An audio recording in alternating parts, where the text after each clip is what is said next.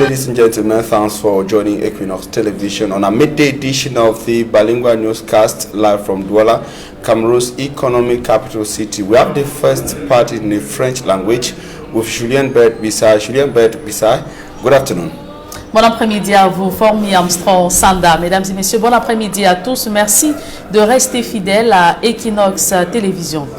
De torchons brûlent au village Soleil dans le département du Nkam. La désignation d'un chef de communauté enflamme les rapports entre les autorités administratives et les populations. Ces dernières qui voient en ce projet une intention de clientélisme des autorités locales s'insurgent contre cette démarche. Et les autorités de leur côté parlent d'une démarche rentrant dans les usages administratifs. D'autres précisions avec Donald Brice Kamga. À cette concertation, des nerfs à fleur de peau. Rassemblés ici autour de Sa Majesté Valentin Bendé, des notables et populations de Soleil dans le département du Nkam expriment leur opposition à l'installation prochaine de Sir Claude Babila, un représentant annoncé de l'autorité administrative auprès de la communauté du Nord-Ouest et du Sud-Ouest que ses proches disent ne pas comprendre. Nous savons tous que le chef traditionnel est un auxiliaire de l'administration. Nous-mêmes, nous ne comprenons pas pourquoi est-ce que le sous-préfet n'est pas venu se concerter avec le chef de Soleil avant de désigner un représentant des populations du Nord-Ouest. Le chef de Soleil, chefferie du 3e degré, a pris connaissance de l'installation projetée pour le 22 juillet par le sous-préfet de Yabassi via les circuits informels. Une démarche incongrue qualifie le dignitaire traditionnel. Je n'ai pas secouru jusqu'à l'heure où je parle. J'ai demandé à la brigade si j'ai un correspondant là-bas. Ils m'ont dit non. Qu'est-ce qui ne va pas? Regardez mon âge. J'ai 79 ans. 79 ans, dont 39 passent à la tête de cette chefferie qu'il dirige depuis 1982. Sir Claude Babila, dont il est question, a été fait notable à la chefferie Soleil par l'autorité traditionnelle de Séan. Les populations dénoncent une démarche contraire aux règles de bienséance et sans consultation préalable. C'est le chef de village qui connaît le comportement avec ses notables de tout un chacun dans le village. Pourquoi? À cause de la hantise du pouvoir. Ça, c'est la hantise du pouvoir. Comment quelque chose, tu ne mérites pas cette chose-là. À ce bonhomme, je l'ai conseillé chez moi. Il est devenu mon pire ennemi. Le village Soleil, l'un des dizaines que compte l'arrondissement de Yabassi dans le département du Nkam, dispose, ainsi des autorités locales, des leaders de communautés en fonction, d'un comité de développement, entre autres structures socio-culturelles. Cette désignation n'aura pas lieu parce que mon village est structuré. Je vais vous énumérer les fonctions. Je suis le chef. Il y a les chefs de bloc. Il y a les leaders de communauté. Il y a un comité de développement. Il y a un comité de vigilance. Le sous-préfet de Yabassi, pour sa part, rejette les récriminations ainsi formulées. L'autorité administrative se dit simplement préoccupée par l'encadrement des communautés installées dans le village Soleil, tout comme il rejette des accusations de corruption et de clientélisme formulées autour de ce conflit. Nous ne voulons pas de désordre dans notre village. Un réseau de trafic d'enfants démantelé en Konsamba dans le Mungo. Il s'agit d'un circuit de vente de bébés moyennant la somme de 600 000 francs CFA. Les présumés malfaiteurs sont tombés dans les mailles de la gendarmerie du Mungo après avoir volé un nourrisson de 6 mois. Cyril Dieba et Nadine Yambou. C'est un nouveau coup porté contre le trafic d'enfants à Konsamba dans le département du Mungo.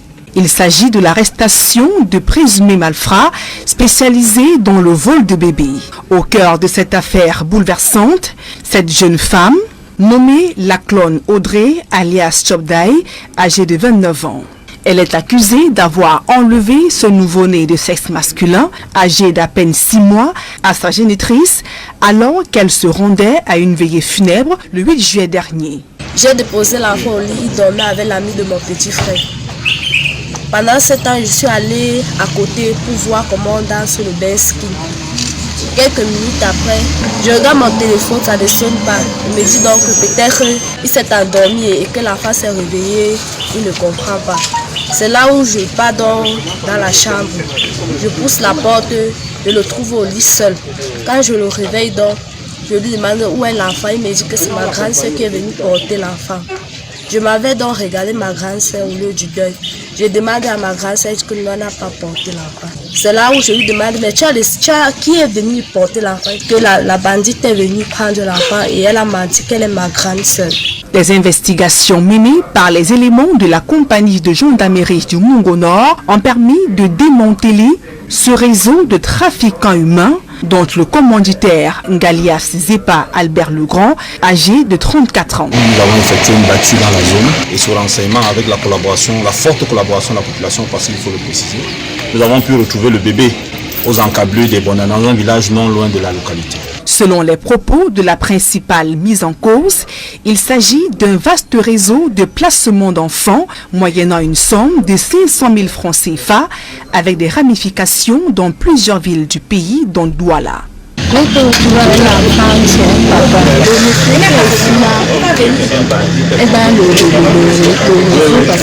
C'est lui en effet qui me contacte et qui me dit reste sur place, on va venir te chercher. Et après bien, j'ai vu des gens venir et puis je ne les connaissais pas.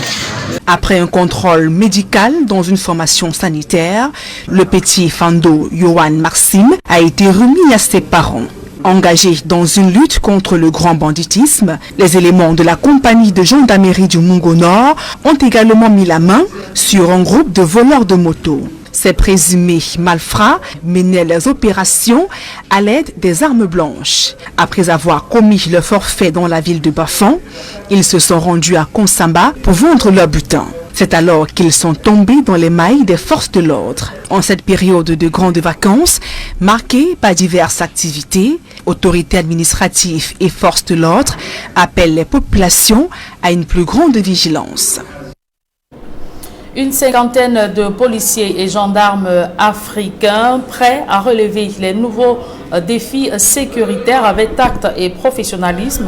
Ils sont des lauréats des 7e et 10e promotions du brevet d'études supérieures de sécurité et du diplôme d'état-major des forces de sécurité. Marcelin Ganson.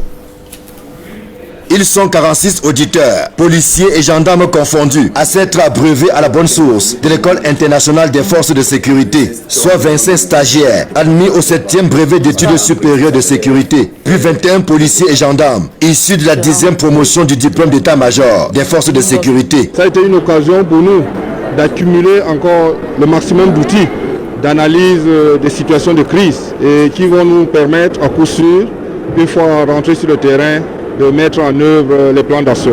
Et aujourd'hui, nous sommes aptes à exercer comme officiers traitants dans nos différents états-majors, aussi bien sur le plan national qu'international, dans les états-majors aussi bien multidimensionnels que multinationaux. Donc nous pourrons aisément assurer nos fonctions d'officier d'état-major. C'est la tête bien faite que les 46 stagiaires venus du Congo, de la Côte d'Ivoire, du Mali, du Sénégal et du Cameroun vont regagner leurs unités respectives. Nous avons appris beaucoup de choses en ce qui concerne la sécurité parce qu'aujourd'hui il faut rehausser le niveau. Voilà pourquoi après le diplôme d'état-major, nous sommes arrivés ici pour faire le brevet, aider nos différents pays et nos chefs dans les prises de décision. Nous avons pu bénéficier d'une formation de qualité, n'est-ce pas, au plan sécuritaire. Nous pensons vraiment à notre MAV que nous sommes prêts pour apporter notre petite pierre à l'édification de l'écosystème sécuritaire au niveau donc de nos pays respectifs. En leur remettant les parchemins ainsi que des prix spéciaux au meilleur de chaque promotion, le ministre de la Défense, par ailleurs PCA de l'Œil Force, leur a demandé de faire un bon usage des enseignements reçus afin de permettre à leur pays de relever efficacement les défis sécuritaires de l'heure. Vous avez reçu des enseignements généraux, universitaires et professionnels de choix dont l'objectif était de faire de vous des cadres performants et up-to-date au plan tactique, opératif et stratégique. Aussi le PCA de l'Œil Force leur a-t-il demandé de ne pas copier le mauvais exemple de ceux qui dorment sur leur laurier, croyant tout savoir. En évitant l'encroutement intellectuel et la sclérose qui malheureusement guette parfois certains hauts cadres, bien formés au départ, mais qui se croient arrivés. Ces stages, qui ont bénéficié d'un appui financier spécial du président de la République, consacrent le savoir-faire de l'Œil Force, dont le rayonnement et la montée en puissance forcent désormais le respect sur le continent. Une bonne nouvelle, après plusieurs années de navettes entre Yaoundé et Hawaï, l'école est en train de s'installer définitivement dans cet arrondissement du département de la Mofou et Afamba. Un public reportage avant de mettre un terme à la première partie de ce journal. La régionale d'épargne et de crédit SA sur le marché de la Bourse des valeurs mobilières d'Afrique centrale à Douala. La cérémonie officielle de cotation de la première société financière à détenir un indice boursier s'est déroulée en présence du ministre des Finances, Louis-Paul Motazé. Reportage. La Bourse des valeurs mobilières de l'Afrique centrale célèbre le démarrage des négociations des actions de la société, la régionale d'épargne et de crédit SA. Cette nouvelle entrée, la première d'une société du secteur financier, vient enrichir l'offre sur le marché financier et porter le nombre de sociétés cotées à 5. Je dois déjà dire que je suis très ému par la cérémonie que nous venons d'avoir et qui marque en fait d'un saut particulier notre entrée en bourse. Nous sommes venus à la bourse pour 5 objectifs qui ont été quasiment atteints. L'objectif de notoriété, l'objectif d'inclusion capitalistique, l'objectif aussi effectivement de réalisation de l'une de nos grandes valeurs, à savoir l'innovation. Mais nous sommes venus aussi sur le plan financier pour obtenir les moyens nécessaires au développement de la régionale, notamment sa transformation en banque. Nous sommes venus en bourse aussi pour que nos souscripteurs puissent avoir un retour sur investissement. S'il n'est pas exceptionnel, il devrait être remarquable. Et comme vous avez suivi, en 3 mois, ceux qui ont souscrit ont gagné 20% et bien entendu aussi vont avoir part au partage des dividendes prochains dans la régionale. Nous croyons que les uns et les autres pourront désormais venir à la bourse, acheter les actions de la régionale et s'ils ont un besoin d'argent, ils peuvent aussi venir placer leurs actions et c'est notre souci. La cérémonie présidée par le ministre des Finances a lieu au siège de la BVMAC en présence du président de la commission SEMAC, des représentants de la BEAC, de la COSUMAF et des sociétés en bourse. Ce que la régionale fait, c'est ce que nous souhaiterions voir beaucoup faire. Vous savez que les chefs d'État de la sous-région ont marqué une impulsion forte pour l'accélération de la bourse unifiée. Il y en avait 2, maintenant il y a une seule. Et lorsque nous voyons les efforts qui sont faits pour qu'une entreprise privée comme la régionale entre en bourse, se fait coter en bourse, il faut savoir que se faire coter en bourse entraîne des obligations extrêmement fortes. Ces obligations, les responsables de la régionale l'ont accepté, c'est-à-dire beaucoup plus de rigueur et beaucoup plus de transparence. Et nous invitons les uns et les autres à suivre ce chemin. Nous sommes venus ici pour encourager la bourse, pour encourager la régionale, pour encourager toutes les entreprises à se faire coter en bourse. Cette introduction en bourse fait suite à une augmentation de capital au moyen d'une offre publique de vente ayant permis de placer 61 630 actions au prix de 42 000 francs CFA l'action. La régionale offre ici aujourd'hui un exemple extraordinaire. Moi, dès qu'on a lancé ça, dès que j'ai vu la publicité, j'ai sauté. Je n'ai même d'ailleurs pas pris grand-chose. Mais c'était important.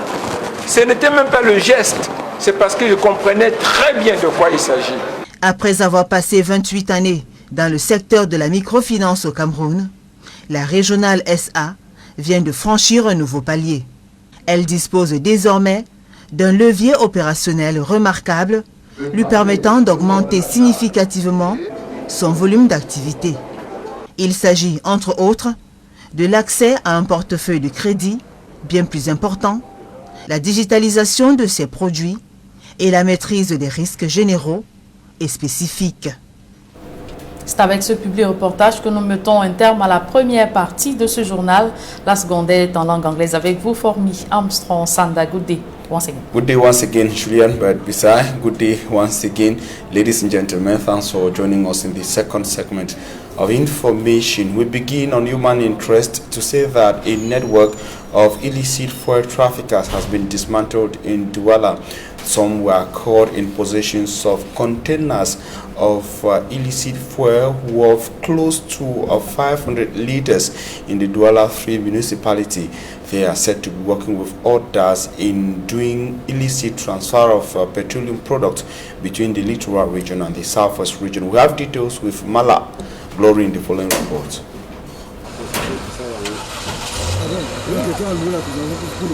These 940 liters of fuel are seized in the neighborhood of Bonadis Douala by security officers from suspected fuel traffickers. A track-down operation was ordered after an informant reported to the regional delegate of national security of the littoral region. Le délégué régional de la Sécurité nationale du littoral. The regional delegate of national security of the littoral was informed and immediate action was taken. A team was deployed on the field. Éradiquer ce phénomène qui prend de l'ampleur dans notre cité. C'est ainsi que, réunissant mon équipe, nous sommes déployés sur le terrain. We continued this operation from Bonadis to Bono. 27 drums of fuel is discovered in a warehouse stored here by another suspected traffickers. Ce carburant saisi a été mis à la disposition de la délégation régionale des mines pour expertise. This fuel was seized and sent to the delegate of mines. This operation continues as the security forces uncover another stock of illicit fuel. Shockingly, seats of this transport vehicle are transformed to fuel tanks of about 200 liters. Thanks to same informant, this vehicle carrying human lives and inflammable liquid is intercepted. A veritable danger if the vehicle go in flames as a result of an incident. So it so happened that the owner of this vehicle has transformed the seats of the vehicle into petrol, to stock petrol, to transport petrol, so that at our checkpoint it will be very difficult to determine if the vehicle is transporting petrol. So it was thanks to information given to us by willful Cameroonians that we were able to track this vehicle. So in the course of the struggle, we were unfortunate that we did not arrest the owner of the vehicle, because he profited from the nature of the route to abandon his vehicle and took refuge into the bush. While the suspected traffickers of the 9 containers and those at the warehouse are arrested, investigations are on course to track them down. And in the Mungo division, still of the littoral region, it was a network of child trafficking that has been dismantled. Some individuals specialized in baby theft were caught with a 6-month-old baby that was stolen from their family residence in the city of Nkong-Samba. Still in that part of the country, elements of the National Gendarmerie of the Mungo North Gendarmerie Company intercepted a gang of 3 specialized in terrorizing people and getting away with their goods in that part of the country. Details in the following report compiled by Immaculate Fogwe. 6-month-old Father Maxime, now in the arms of his biological parents after spending 2 days in captivity. The teenager was taken away by an unknown lady during a funeral ceremony in Manengole in the Mungo Division, littoral region of Cameroon. I live in Nkong-Samba, but I went to Manengole for my aunt's burial. At about 11 p.m., I laid my child on the bed in one of the rooms where one of my brother's children was equally sleeping. I later joined other family members. When I came back, my child was nowhere to be found. I was informed by the little boy who was on the bed with the child that the woman who carried my baby said she was my sister. After several hours of unfruitful search, the mother of the baby immediately filed a complaint at the National Gendarmerie Company for Mungo North. Saisi par une plainte venant d'une dame qui est partie à une veillée à Maningolais. After we were alerted about a missing baby, we began carrying out investigations. With the aid of the population, we were able to have information on the whereabouts of the baby. We immediately took the baby to the hospital for checkup, and he was later handed over to the mother. Et il a été restitué à sa mère biologique. According to the alleged kidnapper, the baby was to be sold for the sum of 500,000 francs CFA. Another gang of suspected bandits are equally in the dragnet of the National Gendarmerie Company for Mungo North. According to security elements, the gang of 3 within the age range of 24 to 64 are specialized in the theft of motorcycles and other equipment in the town of Bafang in the West region. Ce sont des gens qui ont braqué du côté de Bafang. These boys made away with 3 motorcycles and other equipment in Bafang. They brought the items to Kongsamba. With the collaboration of the population, we were able to track down the suspects. The company commander for the Mungo North, Fritz Mebwins, and his boys expressed gratitude to the population who endeavor to help them accomplish their mission. To bring back security to Bali, one of the subdivisions of the Mezam division in the northwest region of Cameroon, the senior divisional officer for the Mezam, Mo Simon Emil, has banned the circulation of motorbikes within Bali subdivision for a period of 3 months. The decision came after a disturbing weekend that saw blood flowing again in Bali subdivision within the context of the armed conflict rocking the northwest and southwest regions of Cameroon. Details in the following report of Smart Jikan Gabriel. The crisis in the 2 English-speaking regions, which has taken away many lives, is still to have its solution. After close to 5 years of fighting, if commercial bikes could easily circulate without problem in Bafut, Bamenda 1, 2 and 3, Santa and Tuba, which are all subdivisions under Mezam division of the Northwest region, Bali, one of the subdivisions, won't be able to see the circulation of motorbikes for a period of 3 months. The decision was taken by the senior divisional officer of Mezam, Simon Emil Mo, Tuesday. The decision of the senior divisional officer comes several hours after 5 police officers were ambushed and killed in Baliyunga by suspected separatist fighters with their equipment taken away. The senior divisional officer's media release says anyone who goes against this decision shall be punished with the provisions of the regulations in force. The SDO, Simon Emil Mo, adds that the present decision will be renewed if things don't change in Bali subdivision of the Northwest region. Since the start of the conflicts in the Southwest and Northwest regions, several of such media releases have been signed by administrative authorities, but still things haven't changed as more lives are being lost each passing day.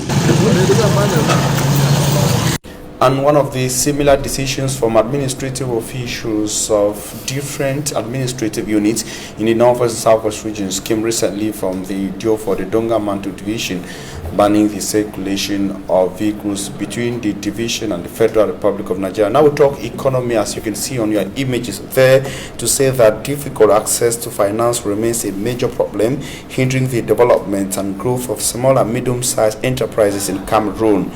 Banks talk of a high liquidity, but there are several obstacles preventing the flow of cash from financial institutions to the small and medium-sized enterprises in Cameroon. Financial experts attribute the problem to the high interest rates and collateral security requested by banks. Many of the small and medium-sized enterprises are unable to afford these requirements. To bridge the gap between the banks and small and medium-sized enterprises, the Chamber of Commerce has signed a memorandum of understanding with the African Guarantee and Economic Cooperation Fund, better known in its French acronym as FAGAS.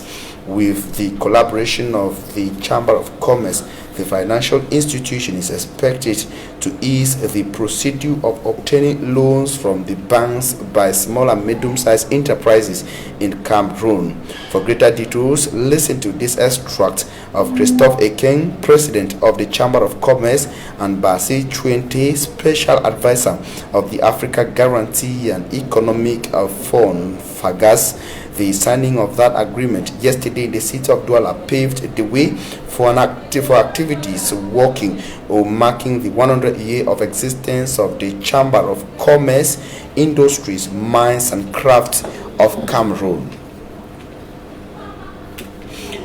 As we indicated, you shall be listening to the voice of Christophe Ekeng. He is the president of the Chamber of Commerce in Cameroon, and Basil Chwente, who doubles as special advisor of FAGAS, and FAGAS is the African Guarantee and Economic Fund. The big problem in our country is the financing of the small and medium enterprise. You know, that is a big problem. Today, FAGAS is bring just a guarantee. So, if the small and medium enterprise want to get credit about the classic bank, the FAGAS will bring the guarantee, and the Chamber of Commerce will make what we can call that a bridge between the bank and the FAGAS to bring all the guarantee, to bring all the file. The file must be complete. You know, that is what we are going to do today.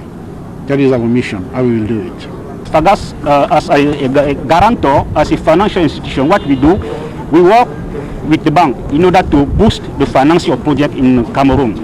Naturally, we are working as well with the Chamber of Commerce, as the President just said, in order to make sure that we address the issue of financing in this country. Working together with the Chamber of Commerce, with the banks and so on, with guarantor as FAGAS, I'm quite sure we are moving forward in the very good, in the very right direction. In a respective order, you listen first to Christophe Ekeng of the Chamber of Commerce, and secondly to Basil Chwente, who is advisor at FAGAS, Africa Economic Fund. Ladies and gentlemen, that economic information brings us to the end of this edition of the Bilingual Newscast on Equinox Television. We thank you for your very keen attention. Julien Bert Bissanai will be back here tomorrow at 7 a.m. God willing. Julien Bert Bissai, see you tomorrow at 7 a.m. Rendez-vous demain 7h, s'il plaît, à Dieu Formi, Armstrong Sanda. Mesdames et messieurs, merci d'avoir suivi cette édition bilingue du journal. Les programmes se poursuivent sur la meilleure des télévisions.